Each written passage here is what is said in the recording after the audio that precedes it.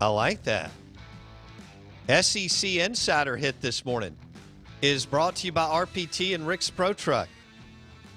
Spraying bed liners and lift kits, accessorizing your Jeep or truck bumper to bumper. RPT. Rick's Pro Truck, new location, Gluckstadt, Madison County. 105.9 The Zone, ESPN, WRKS. Man, there is a lot going on in the world of sports, and we had high school and college football over the weekend with fans, and everything was okay. Amazing. Amazing. I'm ready for golf tournaments to say we're rolling.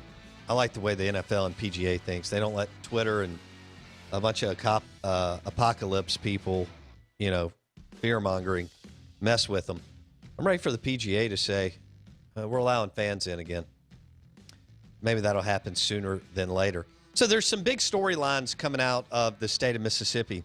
One, Deion Smith out of Provine.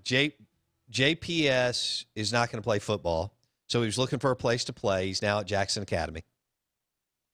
He's an LSU commit. He was a Mississippi State commit. Now strong rumors that Ole Miss is kind of in, but going to be really in over the next few months. So we'll monitor that. He'll play for Jay this weekend, and the timing is interesting. Not interesting. It's kind of cool that they're playing at MRA this weekend. So we'll monitor that. And then, holy smokes, look what happened down in Baton Rouge. JaMarr Chase, Biletnikoff Award winner, number 4 prospect, regardless of position, according to Todd McShay, ESPN. LSU wide receiver opts out for the 2020 season. So we've had a safety, a wide receiver. They lost a lot, some important coaches. They're still loaded. Their roster's still better than MSU. But without home field advantage and with some of that, does MSU stand a chance or an opportunity to make it a game, into the fourth quarter? We'll see. We want to go to the Parish Brewing guest line and welcome in Steve Robertson, Hail State Insider, genespage.com, the Boneyard Podcast. And, Steve, let's start with Deion Smith first before I go to JaMarr Chase. What do you think about him? What do you know about him? And, what do you think about him as far as a player? Well, I've had him as the undisputed number 1 throughout the process for 2021 in the state of Mississippi, and with good reason. I mean, he is one of the most complete receivers that I have covered in 20 years of covering recruiting. I would say you start putting a list together, probably DeAndre Brown being number 1, AJ being number 2. I think Deion, you can make a case, probably the number 3 receiver in the state of Mississippi in the last 20 years. And that's a pretty distinguished list. I mean, you got some NFL guys like Dante Moncrief and DK Metcalf on that list as well. And I think he is as good or probably a little bit better than those guys. I think he is an outstanding player. And I think the way that LSU ran their offense last year made him awfully attractive and then made them mutually attractive to him. But J.A. is getting a kid that, could arguably be as talented as anybody that's ever played in the MAIS. I mean, you look at what Jerry and Ely did. I think that he could do that, if not a little bit more for J.A. I think he is a difference maker for that team. All right, so there you go. Steve has Deion Smith as the clear-cut number 1. He was committed to Mississippi State. Now he's committed to LSU. And there's some current that says that Ole Miss is going to give LSU all they want down the stretch. And he is now at J.A., and I would think that Pogue and the crew will use him in several different ways, not just throwing it to him, but going ahead and giving it to him from the line of scrimmage, and then we'll see on kickoff returns and maybe even punt returns. JaMarr Chase, LSU wide receiver, has opted out. Steve, your thoughts? Well, LSU's going to have 2 offensive starters back from the national championship game now. I mean, you knew that it was going to be, kind of, I hate to even call it a rebuilding year, but it's going to be a year of transition, and he was going to be a big part of their offense, and now he's gone. And you could certainly make the case he's the best receiver in college football, and now he's removed from that roster. And so back to what you said earlier, I think most people, when the schedule came out, you said, you want to get LSU early, but still LSU still probably, 3 touchdowns better than Mississippi State. Well, now you take JaMarr Chase out of the equation, and all of a sudden that point spread is going to start creeping down a little bit. I'm with you. I still think LSU wins the game, but I think it proves to be a lot more competitive. Just because both teams are going to have a lot of new places, a lot of people in new places and new schemes, and it's going to be a much different day. And both teams kind of have the element of surprise because it's going to be a different defensive scheme for both teams with Aranda moving on to Baylor and LSU having to implement some new things. But without Joe Brady there, if they're going to lead the play call on Steve Ensminger, it's not going to be nearly as innovative. And I know that there's some carryover from last year. But when you lose a guy of this caliber, especially this late in the process, it's impossible to recover from. All right. Let's go back to the conversation that we had last week. Are you still hearing that Will Rogers is the leader in the clubhouse for the backup position behind KJ Costello over Garrett Shrader? I don't know if it's in the clubhouse yet, but I would say it's probably neck and neck with right now Will Rogers surging a little bit ahead of Garrett Shrader. But, yeah, KJ is the consensus guy, and Leach kind of said that over the weekend, said, hey, that, KJ's a little bit ahead. And you would expect that. I mean, you got a fifth-year senior out there competing with a true sophomore and a true freshman, so that it only stands to reason. But, Will Rogers is one of those guys too, and he was undervalued as a prospect coming out of high school. But this is a guy that's a coach's kid. This is a guy that has played in very complex offense. And so he is, I think, a lot more prepared than the typical freshman. I think he's a guy that will show up and compete. And the thing that Leach continues to say, not just about Will Rogers, but about Dylan Johnson and Jaquavius Marks and Tulu Griffin and Emmanuel Forbes, is these freshmen have shown up, some of them, and not been intimidated. They have shown up ready to compete as if they belong here. And I think that bodes well for the future. You may not see the dividends from that on the field this year, but I think long-term you look at it and say, okay, this 2020 signing class could be a very important one for Mike Leach and Mississippi State. Interesting. Okay. So you're not totally buying in that Will Rogers is going to beat out Garrett Shrader for the backup. I'm not there yet, but I last week it was, it's one of those things. It became a real possibility, and now I would say it's probably a probability. But there's still some competition left to do, and they'll start paring the reps down. But I think when you begin to look long term at this, Will Rogers might be just a little more capable of running this offense as a multi-year starter at Mississippi State than perhaps Garrett Shrader is. And that's not to say that Shrader would transfer. I still think that's a real possibility. But I could see Garrett being a package guy and doing some other things. And if he's not happy with that role, I think he would pursue some other opportunities. Oh, yeah. I think the young man can start Power 5 without a doubt. Shrader, I mean, I think he's a hell of a talent. But, like you said, Rogers just may be more equipped to run this offense. Steve Robertson, the Boneyard Podcast, genespage.com, on the Parish Canebrake Brewing guest line. You're listening to 105.9 The Zone. Blake? Yeah, Steve, nobody doubts that quarterback's obviously the most important position on the field. Mike Leach, notorious for his work with quarterbacks. He's already brought in a few transfers. I mean, people aren't talking about the Vanderbilt guy, and rightfully so, I get that. But he's beefed up the QB room. Now with this season not counting, in theory, you have Garrett Shrader, who is a true sophomore but still has a redshirt year available. This year won't count. Will Rogers, a true freshman, obviously still has a redshirt year available, and this year won't count. And then you're bringing in Sawyer Robertson next year as a true freshman. So next year you're going to have a true freshman, and a true sophomore, all three with redshirt eligibility. Is there any weight in the fact that you're going to be able to potentially get 6 years out of Will Rogers that is making Leach maybe more inclined to bring him up faster? I don't know how much of a factor that is, because you got to think Shrader would still have 5, and so. But I think just to suggest that that's not a possibility, I think it's probably short-sighted. I think it's one of those things where if you get your quarterback of the future this year, and you can have him understudy under KJ Costello, who is essentially a stopgap guy, and despite the fact that this year's not going to count, he's gone at the end of this year. You give Will Rogers a chance to get out there on the field and not hurt his eligibility, and then you potentially could have a starter for 3 or 4 years. And that's one of those things you look at, and that's just unheard of in college football. And that's why I think we're about to experience a golden age of quarterbacks in the SEC, because these guys are going to have more eligibility and more of an opportunity to get it right. I think we're going to see some really good offensive football around the league probably the next few years, just because of the fact they're going to benefit from the fact they're not going to lose a year of eligibility this year. So are you hearing good things or really good things on KJ Costello? Really good things.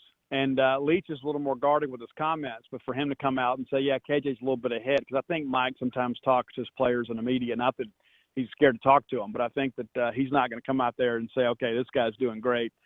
And that's one thing, too, that is kind of reminiscent of Dan Mullen. You know, it's like when, you know, Dan had his guys, he would talk to them through the media, but he never was over the top with the praise of those guys. You know, he would say they're good players and they're working hard or whatever. You know, and Joe was a little bit different. You know, Joe was, you know, when he came out and said Tommy was the guy last year, I mean, you know, he went on and on and on about how great he was. And, you know, there are some people, too, that they can't handle that. And I think Mike wants to make Costello earn it. Yeah, you signed that guy knowing he's going to be your starter, but he's got to come up here, too, and behave like a starter and work like a starter. And that's what I'm hearing he's doing, that he's the guy in the group text saying, hey, let's go throw, let's get together and go do this. He's the guy kind of leading that charge, and I think that kind of bodes well for the season. All right. Let's stay on offense before we go to defense. When you mentioned, do you think Colin Hill could really catch eight passes a game in this offense? I mean, that's a possibility. I mean, you look at how they used the running back position last year at Washington State. I mean, that was the staple of the offense. And with Colin Hill's natural ability, you know, he's a real matchup problem for people. I mean, there's a lot of linebackers out there that can run a good straight line, but when you got to go cover that guy in space, you're asking an awful lot, even for an SEC backer. And so the game has changed a lot, but most of those guys are still kind of built to stop the run. I just don't know one-on-one out in open field if there's anybody that's going to be able to get that kid corralled and stop him from falling forward. And, you know, the main thing that here's what's got to happen with Colin is Colin's got to realize the opportunity ahead of him and that he can use this season to basically put himself in a situation where he could change his family tree forever. I mean, he's a guy that can play football for a long time. He's just got to grow up a little bit and kind of look at this as a pro year rather than, okay, I'm a college kid, let me just go have some fun and post some things out there on Instagram Live and that sort of stuff. You know, that's the thing, I guess, at this point I'm kind of waiting to see from him is when does the light come on where he says, okay, this is a business year for me. I've got to do the things necessary to put myself in a position to improve my draft stock. Okay. I want to go back to Will Rogers. So he commits early, and maybe that's the reason why he didn't get more recruiting love. I think he was the 19th ranked player in the state of Mississippi. So my question to you is, let's just say Will has really – I think what you're telling us, regardless if he's the backup, he's already impressed the staff, okay? Yeah. All right. So that's the most important position on the field. We know that, the way the game is played today. So, I mean, it's mind-boggling to me that he wasn't a top 5, top 6 prospect in the state of Mississippi. One, is Luke Altmyer that much better than Will Rogers? Because Will Rogers was 19th ranked, and Luke Altmyer out of Starkville is the 3rd ranked prospect. I just kind of want to get your thoughts on that, Steve. Well, a couple things that I'll say is that this class, top to bottom, is not as good as last year's class. Secondly, Will Rogers was vastly underrated. And I think a lot of it kind of along the lines you mentioned. When guys commit early, sometimes they lose their height. You know, and Luke is a guy that's gone out to Elite 11 and that sort of stuff and had some good showings. I'm not trying to diminish his ability in any way whatsoever. But the bottom line is I think they're comparable in ability. But if I'm going to go field the football team today, I'm going to pick Will Rogers because I'm going to run this offense. And I think Luke's capable of running this scheme too. But I think Will Rogers, to me, with his frame and size, I think he looks like that prototypical SEC quarterback in a passing-first offense. And so I think Luke will do a good job. But, yeah, I mean, there's not that much difference between the two from an ability standpoint. I think one of the things that helps, too, is, you know, Luke is a guy that played at Starkville High School. And so that's a program that is challenged for state championships routinely. And so that school is already on people's radar. And Brandon's kind of been hit or miss at times when it comes to producing prospects. And so a lot of times when you have these guys that have a great pedigree from a great high school, sometimes they get the benefit of that in their ranking. There are a lot of people that say, well, you know what? I know the caliber of coaching that guy's had. I know that this is a winning tradition. This is a kid that knows how to win. And I think Luke gets a little benefit from that, where perhaps Will didn't. All right. When you look – all right, so are you hearing that Ole Miss is now he's Luke Altmaier out of Starkville High School is committed to Florida State, as you just referenced, and Mike Norvell, who was at Memphis. So he knew all about Luke the last couple of years. And are you hearing Ole Miss is making some headway with him? I don't know if they're making headway, but they have not made any bones about the fact that Luke Altmaier is without a doubt their priority target at quarterback. And, you mentioned the Norvell thing. When Norvell was at Memphis, he offers Luke a scholarship his sophomore year. I mean, so he has been on him. They've had an opportunity to build a relationship for a long time. And then all of a sudden, Norvell makes the move from Memphis to a prestigious Power 5 program like Florida State. Well, now you've got, the sticker shock of that great Florida State logo on the side of your helmet and a relationship with a guy that has already valued your talent. And so it makes perfect sense for him to go to Florida State. But that said, I don't think Ole Miss is going to give up on a kid in the middle of September. I think you continue to recruit him. I don't know if he flips or not. I would say at this point, probably not. But I don't think Ole Miss is going away anytime soon. Okay. Steve Robertson, who actually covers recruiting and travels the state, 247 Sports, genespage.com, on the Parish Brewing guest line. All right, so this is where I am with this, Steve. I am going to be fascinated to see what happens with these guys. I'm going to go through this list because quarterback play makes the game that we cover so much more fun. And now that, MSU is actually playing offense, in a 21st century manner, has made it a lot more fun for us to cover in the last 10 or 11 years. Ole Miss has always been either pretty good or damn good on offense. So I can't wait to see between All right, here's the guys that I'm looking at. Plumlee, Will Rogers, Phillip Short, Altmaier, and there was one more, Blake. Who was I thinking of? Shrader? No. Anyway, all right. So those are all Mississippi guys. For years, we've been banging our head against the wall that we haven't been producing enough. And KJ Jefferson went to Arkansas. I guess we'll monitor that. But we haven't been producing quarterbacks. And now all of a sudden, I think all those guys are damn good, Steve. And who knows where their future is going to go. But I think all of them can play. So I don't know if you are, but I'm fascinated to see how this kind of works, what happens the next 3 to 4 to 5 years. Well, and to me, arguably the most interesting guy and the most interesting fit is Ty Keys down with Will Hall at Tulane. In that league, that's kind of a score-em league, and so I think Ty Keys is going to put up some huge numbers at Tulane, and everybody's going to come back later and say, why didn't State or Ole Miss take this kid? I think he is a fabulous player. All he's ever done is win. He's played in the state championship game every year. Will probably win it this year. And that's just a guy that's going to be one of the most prolific players to ever play in the state of Mississippi. And he's going to go down to Tulane and play in a spread offense that kind of accentuates his ability. And so along that same line, what you're talking about, for years we just couldn't produce anybody. We'd have one good year and it seemed like we'd have 2 or 3 quarterbacks. But you never had that real blue chip. But I think this year you've got 2 guys that are really special in Ty Keys and Luke Altmaier. And then you mentioned other guys, John Rice Plumlee and Will Rogers. It kind of goes back to what I was saying about I think we're about to kind of have a golden age of offensive football in the SEC because, number one, I think we're producing better prospects, but also, 2, with it becoming such an offensive-minded game and you're getting this extra year to get it right, I think all those guys are going to have huge careers. Wow. Okay. Anything we've got a couple of minutes here. Anything from Zach Arnett and the MSU defense you'd like to share? Well, the thing that I keep saying is I think people need to kind of temper their expectations because there's a real depth concern, and you're rebuilding the secondary. You got some athletes. You feel good about, Martin Emerson, of course. You feel good about Marcus Murphy. Fred Peters has come on. He's mentioned in just about every press conference that we have. But once you find the first 5, you feel pretty good about that. But what do you have behind them? Well, you've got a bunch of true freshmen. You've got DeCam Brianna Richardson and Emmanuel Forbes, guys that are going to be pressing the service this year, but thankfully they won't have to burn a redshirt year to play.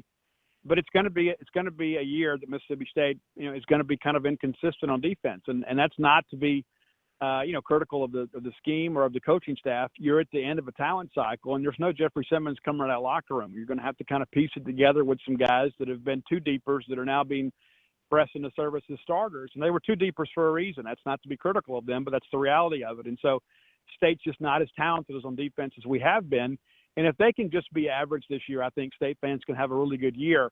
But if they struggle this year, I mean, it's going to be it's going to be eventful for sure.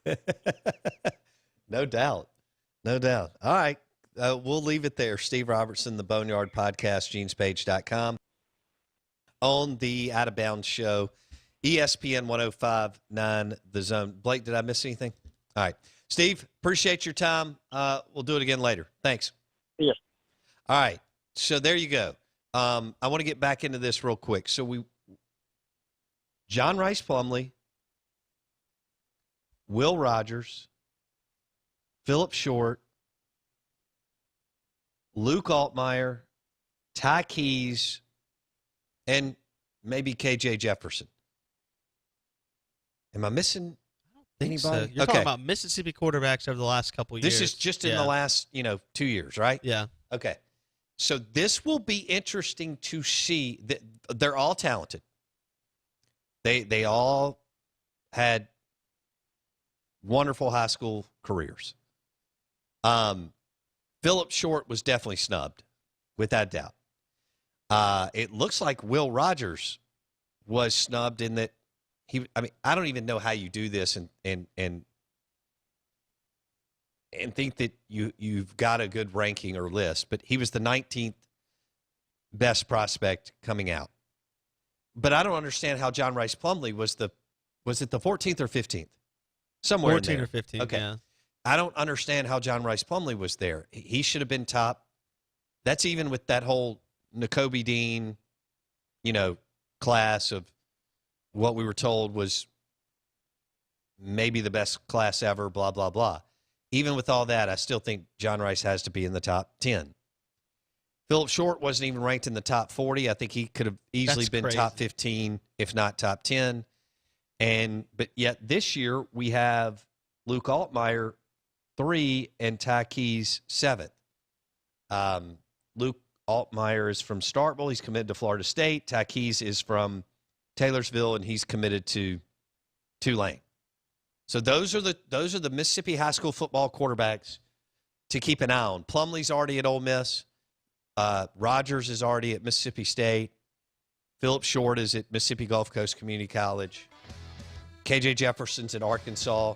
And we'll see what happens to some of the others. I guess the question with Phillip is, can he be the next Bo Wallace? Or Gardner Minshew. Well, but I just meant coming out of JUCO to Mississippi. Right. Either State or Ole Miss or somewhere local. Gardner had a much longer winding road. He did.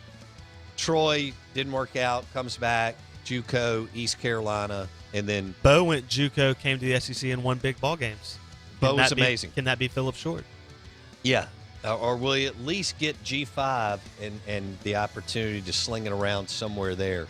No doubt he would have started for 99.9% of the high schools last year and made them much, much, much better, because I watched enough high school football last year to know that there were plenty of teams without a good quarterback. We're live in the Bank Plus studio. Bank Plus, it's more than a name. It's a promise. Hour number 3 coming up.